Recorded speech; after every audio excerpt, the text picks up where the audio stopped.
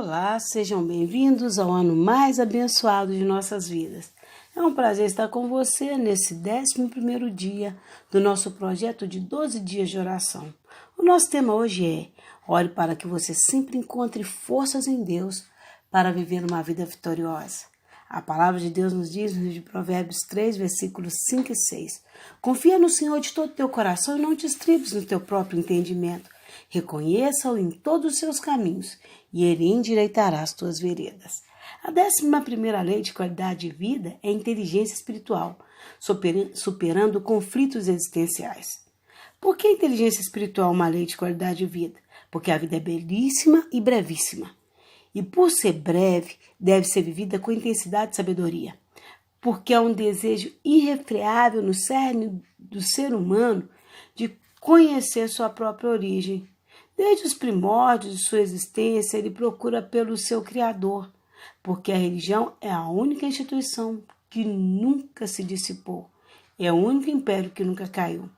Porque a fé, regada com a serenidade, traz paz social, estimula o humor, enriquece o prazer, mas controlada pelo radicalismo e autoritarismo, produz discórdia, promove o ódio, gera angústia, porque todo o sistema social ligado ao consumo, ética, lazer, clubes, trabalho, não consegue saciar o espírito humano, porque as mesmas inquietações que perturbavam os povos primitivos ainda perturbam o homem moderno, dentre elas a morte, o fim da existência. A vida humana é uma história que não aceita um ponto final, apenas uma vírgula. Mesmo quando aceitamos a morte, na realidade estamos nos rendendo homenagem à vida. Não aceitamos o fim da existência, o caos último, o nada em si, o nosso próprio extermínio. Só nos consolamos se acreditarmos na continuidade da vida.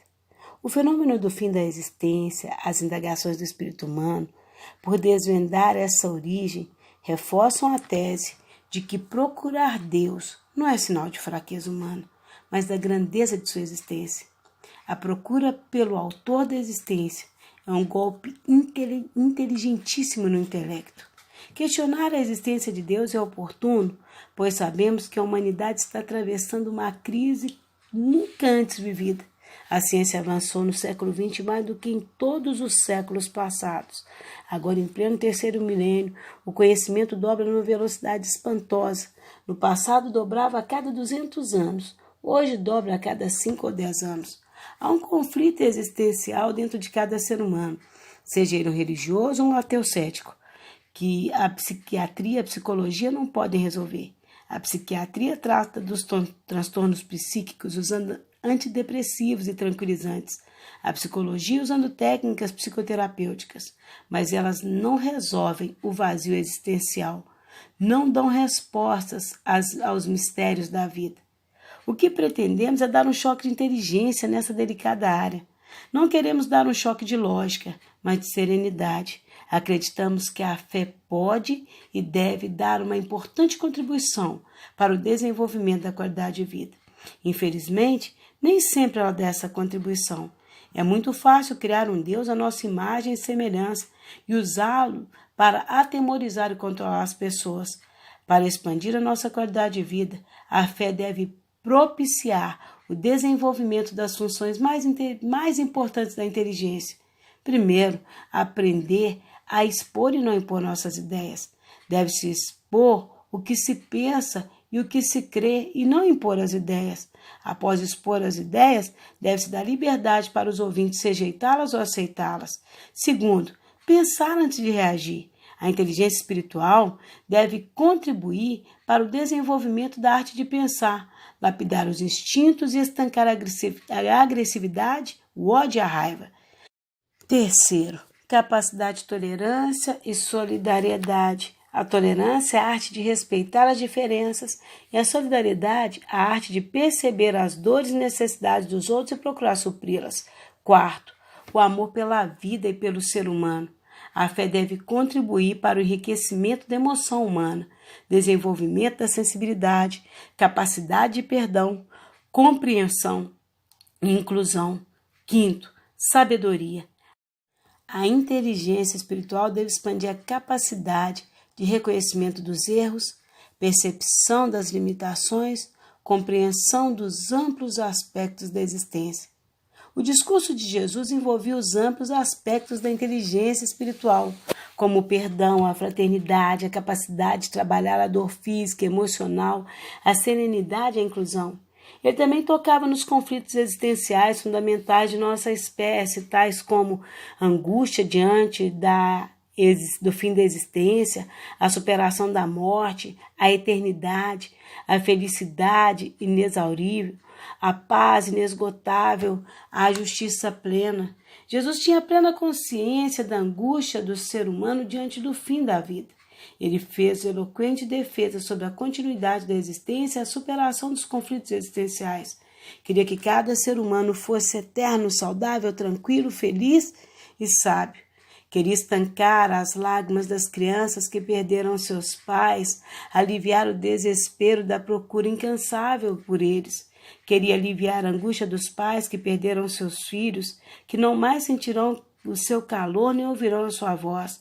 Queria consolar os que perderam pessoas queridas, irrigando-as com esperança diante da separação.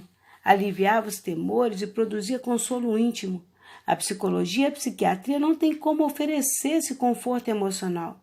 O que é fascinante no discurso de Jesus é que, apesar de discorrer sobre a eternidade com veemência, ele não pressionava as pessoas a seguir suas ideias. Jesus nunca procurou os primeiros lugares. Ele nunca quis aparecer por aparecer. Jesus não viveu em função do prestígio social. Por isso, alguns dias antes de morrer, ele estava na casa de um leproso, Simão, sentado ao redor da mesa e não fazendo reunião de cúpula. Seu maior desejo era servir e não ser servido. Era dar e não receber. A única vez que ele aceitou estar acima dos outros foi quando esteve pendurado numa cruz. Para seguir Jesus, as pessoas tinham que ser livres. Deveriam exercer o tão famoso e tão pouco compreendido fenômeno do livre-arbítrio. Se vivêssemos uma pequena porcentagem do que ele viveu, a nossa vida seria outra. Então hoje nós vamos orar para que a nossa fé em Deus ela venha aumentar tanto, que nós tenhamos serenidade para enfrentar todas as barreiras, todos os obstáculos, tudo aquilo que a vida nos trouxer, com a certeza de que Deus está no controle sempre.